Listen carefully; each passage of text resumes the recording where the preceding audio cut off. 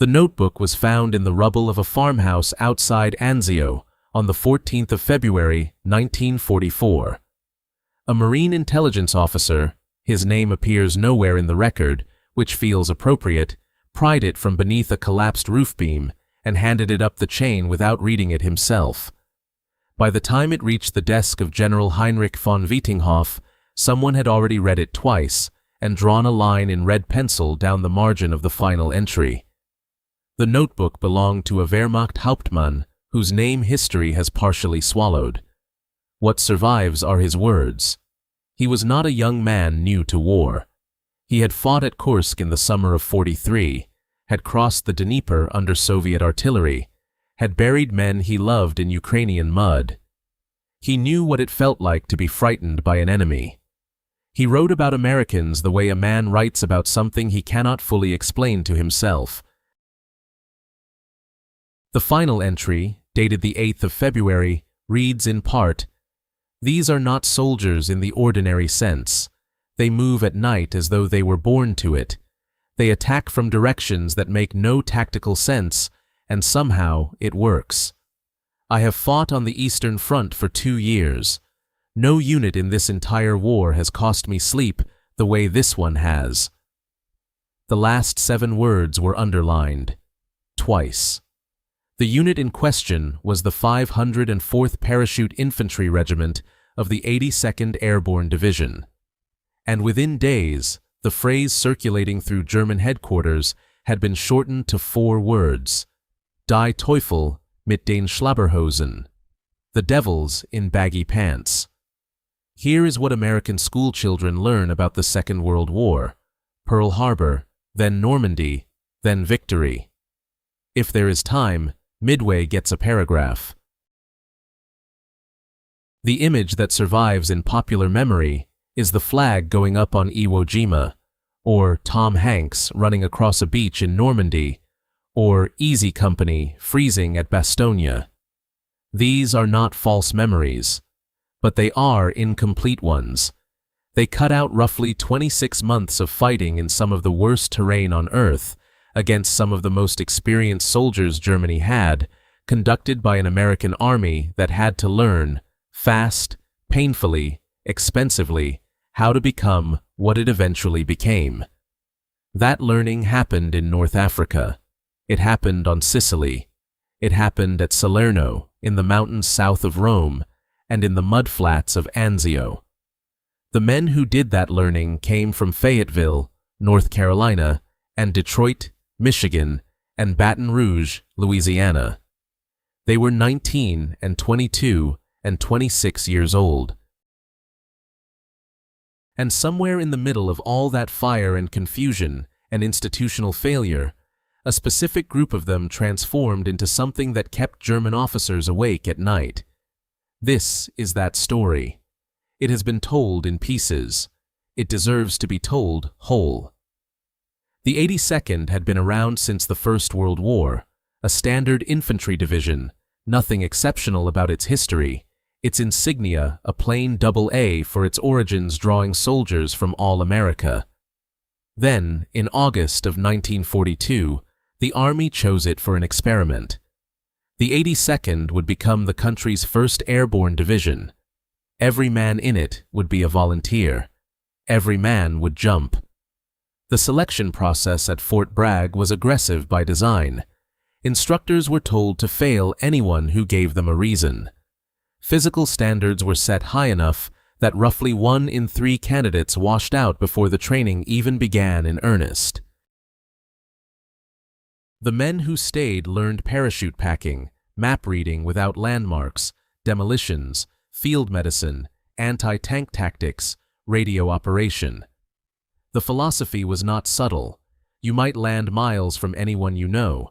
You might not find your unit for days. You must be able to fight anyway. Sergeant Edward Calder, from a small town outside Philadelphia, wrote letters home to his mother throughout this period. The letters are cheerful and vague. He mentions friends, the food, the weather. He does not mention the training accident in which a malfunction left him descending too fast, slamming into Georgia clay hard enough to break 2 fingers on his right hand. He was back in formation the following morning.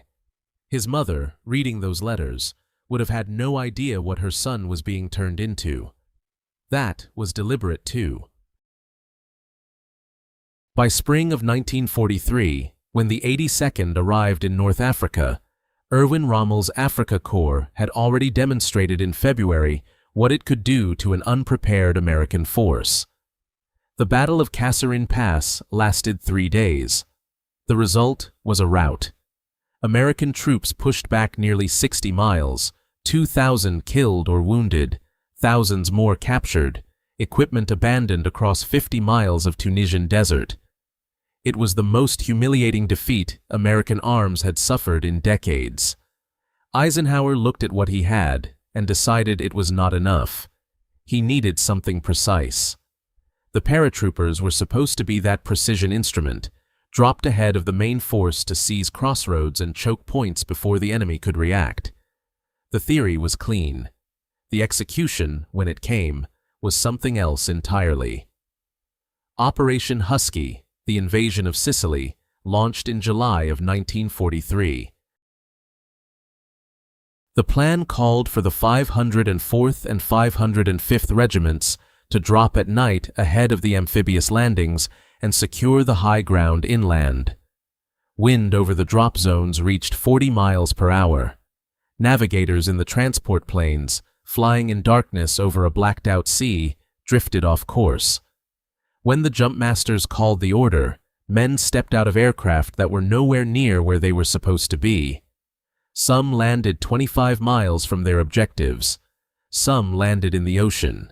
Some came down in the middle of German positions and had to fight their way out before they even hit the ground. What happened next is the thing that no one planned for, and the thing that a German captain named Otto Reinhard described afterward in careful, almost reluctant detail. Small groups of men, sometimes as few as 4 or 5, sometimes a dozen, began finding each other in the darkness and doing what they had been trained to do. They attacked. Not their assigned objectives, because they couldn't find them. Whatever was in front of them. A supply depot, a crossroads, an artillery position. Sergeant Harold Mayfield gathered 14 men from 5 different companies, strangers to each other, and held a road junction for 6 hours against a force 3 times their size. Reinhard wrote, "They appear to have no fixed plan. They fight from everywhere at once. It is not infantry tactics. It is something more like hunting." He was trying to explain something that resisted explanation. The 82nd had turned its own chaos into a weapon, not by design, not by luck, by training. By the simple, radical idea that every single man in the unit had to be capable of fighting alone, because the plan had already fallen apart before his boots touched the ground. Something had been born that night over Sicily. The Germans were the first to recognize it. They just didn't have a name for it yet. There is a question worth sitting with before moving forward. Sicily was chaos. Planes off course, men scattered across 25 miles of dark countryside, officers separated from their units before the fight even started. It would be easy, and wrong, to look at what happened there and call it improvisation. Improvisation implies accident. What the 504th did in those fields and along those roads was not accident. It was the product of a specific philosophy applied under pressure, and it worked because the philosophy had been thought through carefully by people who understood something most armies did not want to admit. The standard model for infantry training in 1942 on both sides of the war was specialization. You trained a man to do one thing well. A machine gunner learned his weapon until he could field strip it blind. A mortar crew drilled their sequence until it was automatic. A radio operator memorized frequencies and call signs. The logic made sense. A unit is a machine, and machines run better when each part does its job cleanly. The problem with that logic is what happens when the machine breaks. The Airborne Command, in its original design documents for the 80 Seconds training program, wrote something that reads almost like a provocation. Every parachutist must assume he will land alone. He must be prepared to navigate, demolish, treat wounded, operate communications equipment, engage armor, and lead whatever men he finds, in whatever order circumstances demand. This was not wishful thinking. It was acknowledgement that airborne operations, by their nature, produce exactly the kind of fragmentation that had plagued the Sicily drop. The solution was not to fix the fragmentation. The wind and darkness and anti-aircraft fire would always guarantee some version of it. The solution was to train men who did not need the machine to be intact in order to fight. Oberst Dietrich Walser, commanding a regiment of the 15th Panzer Grenadier Division, filed an after-action report on the Sicily fighting that circulated through German 10th Army headquarters for months afterward. His conclusion was this: they do not fight like infantry. They fight like hunters. Each man seems to carry his own orders inside him. That sentence, "each man seems to carry his own orders inside him," is as precise a description of the 80 Seconds training philosophy as anything the Americans themselves ever wrote about it. If Sicily was the birth, Salerno was the proof of life. Operation Avalanche, the Allied landing at Salerno in September of 1943, came within a few hours of complete catastrophe. The 16th Panzer Division hit the beaches hard, found gaps between the American and British sectors, and pushed through with armor that the landing force was not equipped to stop. General Mark Clark, commanding 5th Army, drafted contingency plans for a full evacuation, loading the men back onto the ships and abandoning the beachhead.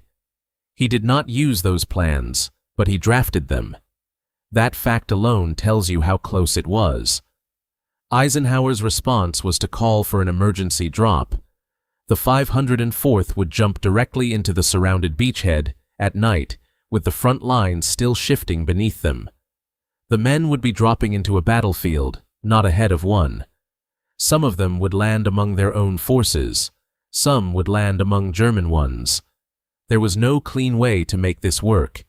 There was only the question of whether the men could handle what they landed in. Private Lawrence Bennett, a 20-year-old from rural Georgia, who had enlisted the week after Pearl Harbor and spent the intervening months wondering if he would ever see actual combat, watched the aircraft come in from his position on the beach. He wrote about it afterward with the directness of someone who had not yet learned to be guarded about his feelings. The sky filled up with parachutes, and I started crying, and I could not stop. I don't know if it was relief or fear, or just the sight of them up there. I think I had started to believe we were not going to make it. On the German side of that same perimeter, a Feldwebel named Albert Kessler watched the same sky and wrote a single line in his field journal: "Jetzt kommen die Teufel." Now come the devils. Kessler had fought in France in 1940 and in Russia in 41. He was not a man given to dramatic language. The line stands alone on the page, no elaboration. That restraint says more than explanation would. The 504th's drop at Salerno steadied the beachhead. The German push did not reach the water. Clark put the evacuation plans in a drawer and left them there.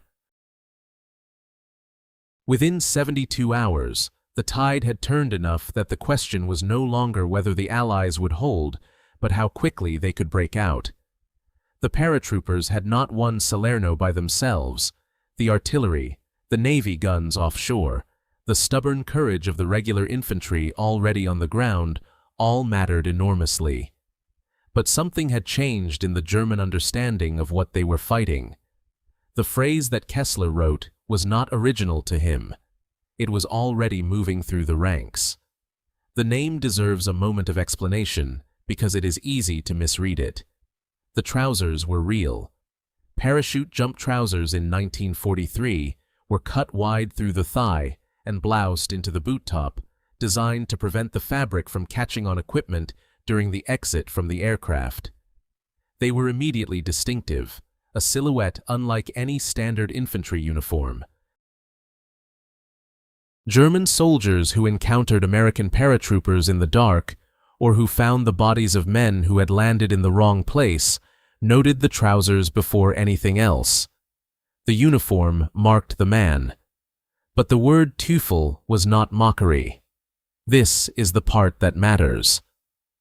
In German military culture going back to the First World War, the word for devil in a tactical context carried specific weight.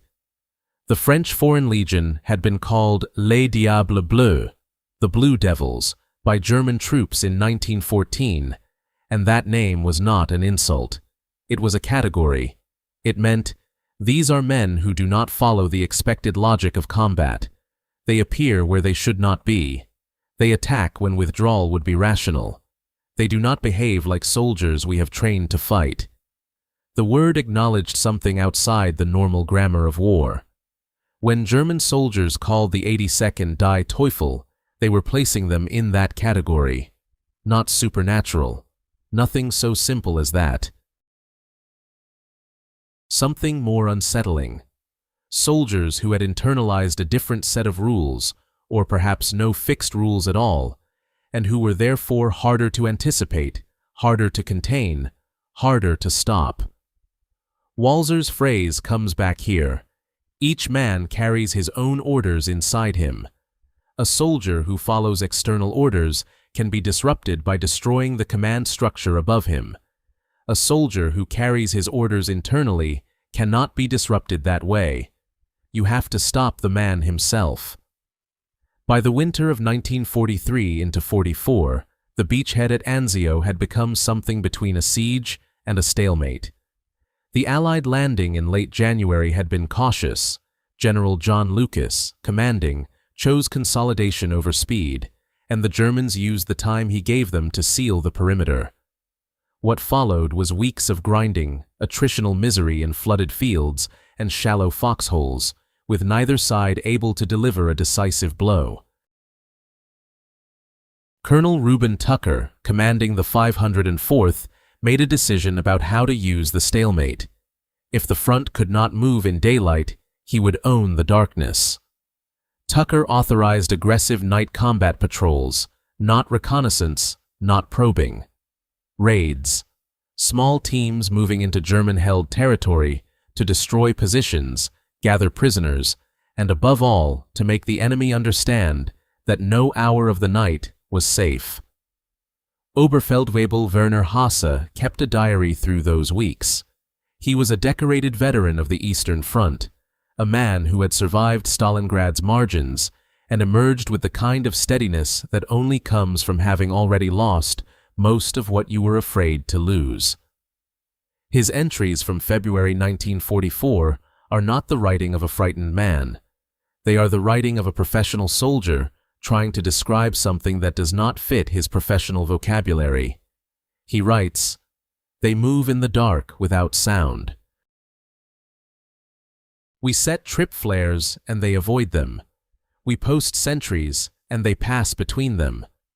The night no longer belongs to us. I do not write this as complaint. I write it as fact. The darkness itself has changed sides." On the 9th of February, a patrol from the 504th reached a German battalion command post, neutralized the two guards outside, and extracted a Hauptmann and his entire operations map before the rest of the garrison understood what had happened. The Hauptmann arrived at American lines with his hands on his head and his uniform still buttoned to the collar, as though he had simply walked from one meeting to another. The operations map was on Tucker's desk before dawn. German 14th Army requested additional forces the following morning. The request cited, specifically, the psychological effect of the American paratroopers on unit cohesion. A senior German officer, Oberst Friedrich Richter, a man with more than 3 years of combat experience, noted in his assessment that the Americans had, in roughly 20 months of fighting, developed a mastery of night operations that had taken the Wehrmacht more than 3 years to achieve in the East. He called it, with something between admiration and alarm, a troubling pace of learning. That phrase, a troubling pace of learning, closes the loop back to the farmhouse in February, to the notebook, to the 7 underlined words. The German officers watching the 82nd were not watching a lucky unit. They were watching an institution that had figured something out about how soldiers become dangerous and had built a machinery to produce that danger at scale.